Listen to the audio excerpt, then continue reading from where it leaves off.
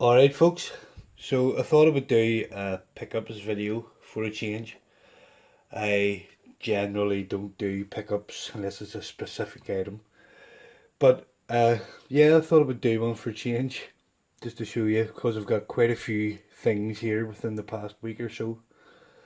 So first off, I got a package in the mail from fellow YouTuber 1MSX2Go, uh, aka Richard. Yeah, so Richard emailed or messaged me on Facebook and basically offered me a game for the Dragon. Free of charge, wouldn't even take the price of postage for it. So he sent me Maurice Manor for the Dragon. It's one game I don't have. I don't have an awful lot of original software for the Dragon. Uh, Most of it is on copied uh, floppy disks, basically. But I do have a small collection of Dragon cassettes, so this is a very welcome addition.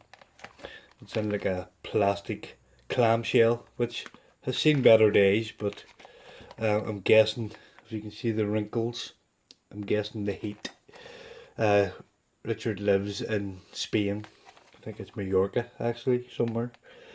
Uh, yes, I'm guessing the heat has added to the crinkling on the front of that. It just wasn't designed for constant heat. But yeah, it's very, very welcome. Thank you very much, mate. So I was expecting that. I didn't know when it was going to arrive. But along with that, he also threw in a free ColecoVision game. So this is one I didn't have. It's Ken Austin's Blackjack Poker, or Blackjack slash Poker. So there's two games on this. You can either play blackjack or you can play poker. Yeah, I was actually playing it today. It's actually quite fun. It's really simple, but yeah, it's got everything you need. It's entertaining. There's a nice little tune plays along while it's running. So yeah, thank you very much, Richard. Very, very much appreciate it, mate. If you're not aware of Richard, there's a link to his channel in the description below as a way of saying thank you. Trying to send a few subscribers his way. So please go and check out his channel. He doesn't make an awful lot of videos now. He's sort of, just like the rest of us, I think he's having a bit of a break.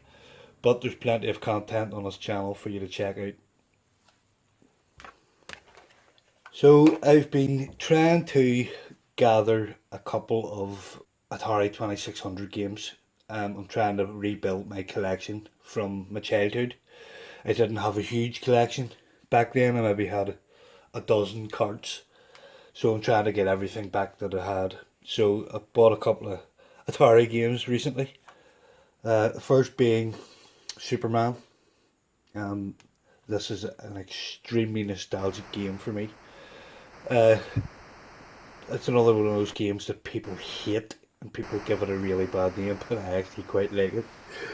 So that's Superman. All my Atari stuff is just carts. I don't do boxes for the Atari. That's fine. I'm just happy with the carts on their own. And another one is the classic ET. I've been after this for a couple of years, but since the was it Game Over documentary came out, the prices of these went ridiculous. Everybody thought, oh, I've got ET, it must be worth 400 quid as well, even though it wasn't buried in a desert for 30 years. Uh, yeah, so the prices of these went ridiculous for a while. Then I think people realised, oh, maybe it's not worth, 100 quid. So I picked this up on eBay for less than a tenner, which is more than happy with. It's in reasonably good condition. There's a bit of a mark on the front of it there, a couple of dings in it, but yeah, I don't care as long as they work. I'm happy. So yeah, I actually quite enjoy ET as well. It's one of those games gets a really bad reputation, but if you sit down and play it and you actually know what you're meant to be doing, it's yeah, it's playable, and it's very, very nostalgic. It's one of those games I had as a kid. So yeah, just the two Atari games. I'm actually expecting another one in the post, but that will do for now. So with my ColecoVision kick that I've been on this past few weeks, I have bought quite a few ColecoVision games. So I bought these two from a guy on Facebook. So I have Popeye and Jairus. Jairus, I showed some gameplay in a video there couple of videos back. Yeah, Jairus, huge, huge, huge fan of any old arcade port as long as it's done reasonably well. Space Invaders, Pac-Man, Jairus, Galaga, lots of stuff got a home port. So for the ColecoVision, I want to try and get all the decent arcade ports. Popeye is actually an arcade port as well, although I have never played the actual arcade game. But yeah, these both came from the same fella on Facebook, and yeah, both work perfectly. Actually, Popeye is quite a fun game as well. Jairus is just mind blowing. I absolutely love it. So these next few games came from the same guy, again another guy on Facebook. These came from my buddy Rob, who I have bought numerous things off in the past. So yeah, first up is Tutankhamun, or whatever way you want to say that. What can I say about this? It's like I wouldn't say platformer. I'll show you some gameplay of it here. It's you have to run about a maze, collect keys, collect treasures, get to the next stage basically, avoid the enemies. Next I have the Dukes of Hazzard. This one actually plays with the steering wheel.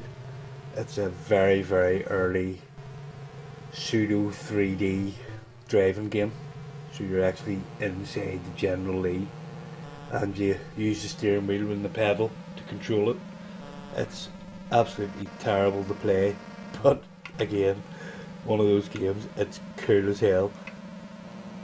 Very glad they've got that. It's actually quite hard to get that. So the next one is Destructor.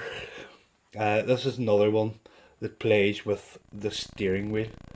Now this is like a top-down view game where you have to drive around, kill aliens and collect crystals and take them back to your mothership, and you have to collect so many crystals before you can get on to the next level. But yeah, it's weird trying to use this with the steering wheel because it's like a top-down view. There is actually a homebrew version of this which someone made, which is exactly the same game. They just made it work with a standard ColecoVision controller. So yeah, I might actually try and get that homebrew version at some stage.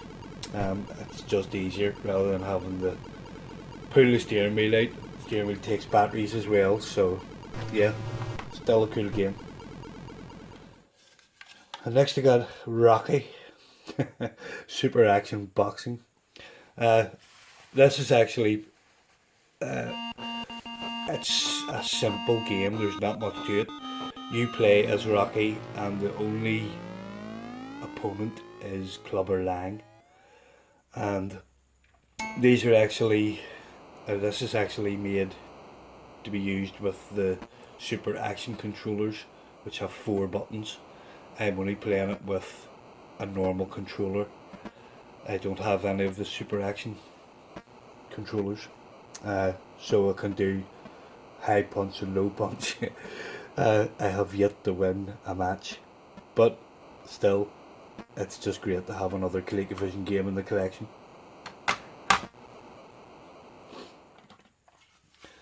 So this is Ladybug. I've actually been after this game for a while. It's like a Pac-Man clone with quite a few differences, but it's basically Pac-Man. You move about the maze, eating dots and avoiding the enemies. There is some gates and stuff, as you can see there. Yeah, the gates, only you can move the gates. The enemies can't move them, they can't get through them, so you can't sort of block your enemy's path. Adds a wee bit of strategy to the game. And lastly, I got Carnival, which is like a shooting game. You're at the bottom of the screen shooting up at moving targets, and yeah, it's actually quite addictive. It's almost a Space Invaders clone. You basically at the bottom of the screen shooting enemies at the top of the screen, but it's set in a carnival. You're basically meant to be, you know, at a shooting range at a carnival, shooting tin ducks and stuff. And it has a bonus level with a bear, but you have to keep the bear on screen. When you shoot him, he changes direction. And yeah, very addictive. I was quite surprised by it. So the next thing I got was an EverDrive for my Mega Drive.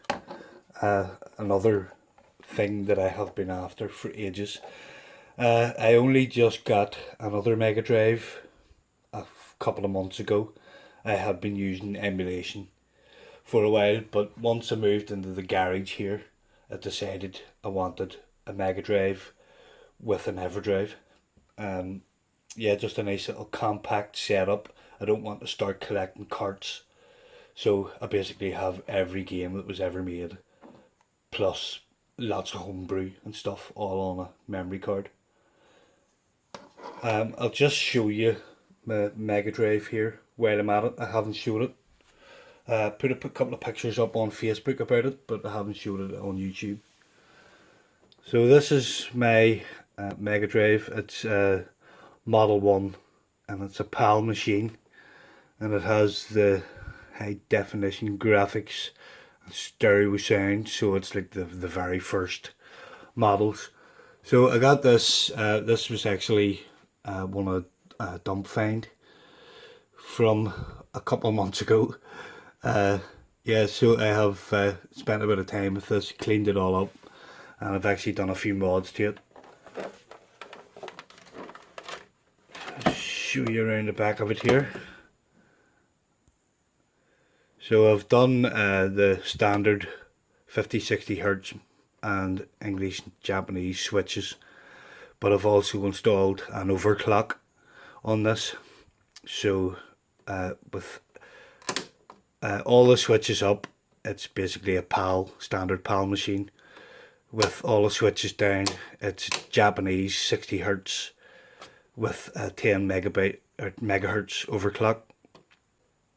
If I put that switch up to English, that's basically an American machine. That's a PAL machine. That's a Japanese machine. So I can play basically any ROM that I want. Now, one thing I did notice, the EverDrive does not like the overclock, but it only affects it when you're actually writing the images to the ROM on the cartridge. So I have to put it to its standard speed. I can then change the ROM in the cartridge, and then after that I can overclock it and it works as normal. So that's my little compact setup for the Mega Drive. It's exactly what I wanted. I wanted a nice machine with my mods and my EverDrive. I basically can play anything I want on the actual hardware now, rather than emulating it.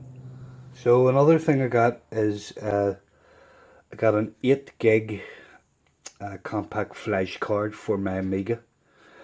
This will be an internal hard drive. So I actually have a 4 gig one installed at the minute. This came from the same guy that I bought the 4 gig one off.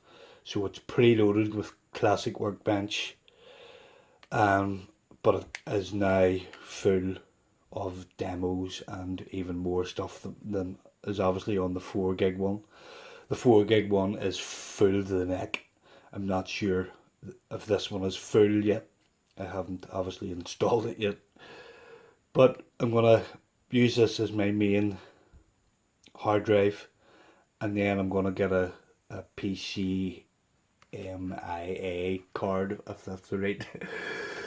Yeah, and use my 4 gig card that's already in the Amiga. I'm gonna use it to transfer files.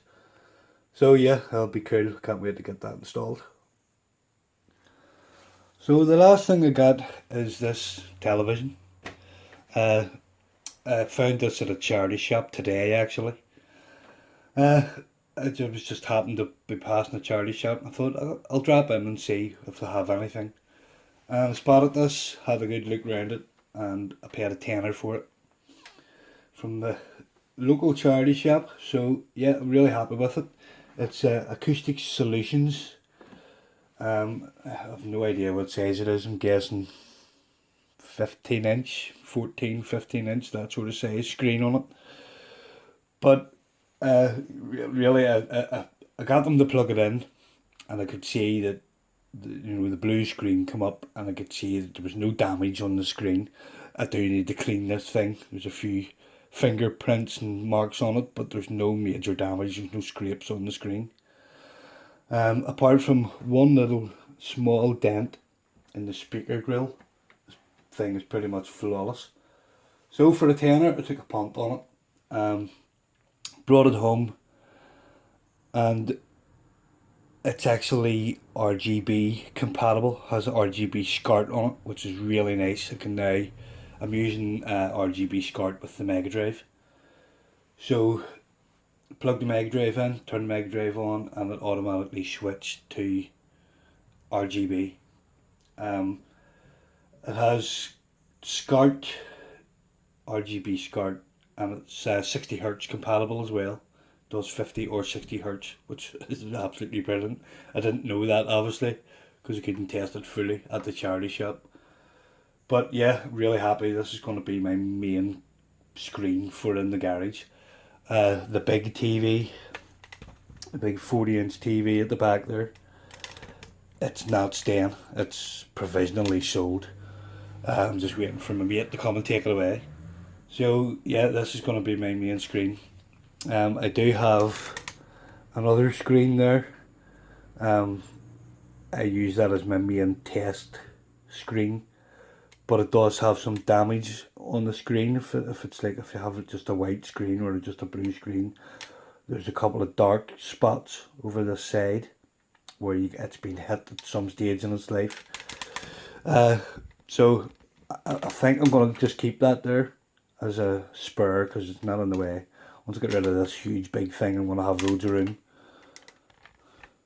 So this is going to be my main screen for the Mega Drive, the ColecoVision, the Amiga, and whatever else I feel like plugging into it. So as I was saying, this has RGB SCART, composite component, and it also has a VGA PC input. And another nice thing is it actually has audio out RCA jacks on it. So in theory I can use this and then take the sound to an amplifier. But the sound is actually really nice out of this. It has stereo speakers and it sounds really well. So this probably won't come out on camera very well, but I'll give you a demonstration of it with the Mega Drive running through RGB SCART.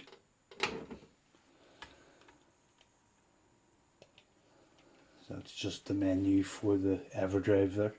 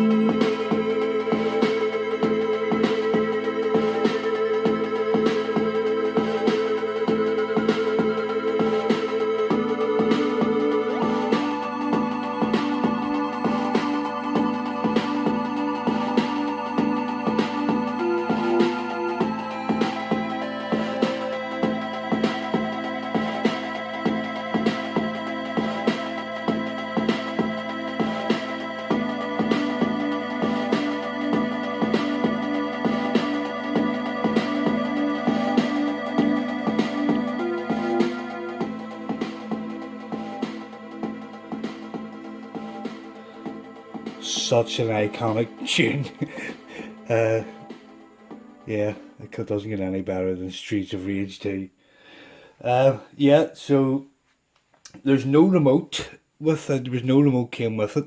I can't see uh, a remote sensor unless it's behind this grill somewhere, which I think would be a strange place for it. But I can access everything. I can access the menus, functions, up and down, channels, up and down, volume, and on and off. I can get at everything via this. So I'm guessing there was no remote came with it. If there was, I have no idea where the remote sensor is on this. So yeah, really happy with it. Really, really over the moon for a tenner. I took a punt on it, and it's absolutely perfect for what I wanted for. So that's it. That is my pickups. Sort of everything I've got this past while. I am expecting more stuff in the post, and I'm actually hopefully doing a deal with a buddy, a new friend, a new local friend who I have discovered. Uh, so there'll be more news on that in a future video. Hopefully it'll not be too long before that's up, but I will explain more details about that when the time comes. So thanks for watching, guys. Catch you in the next one. Bye for now.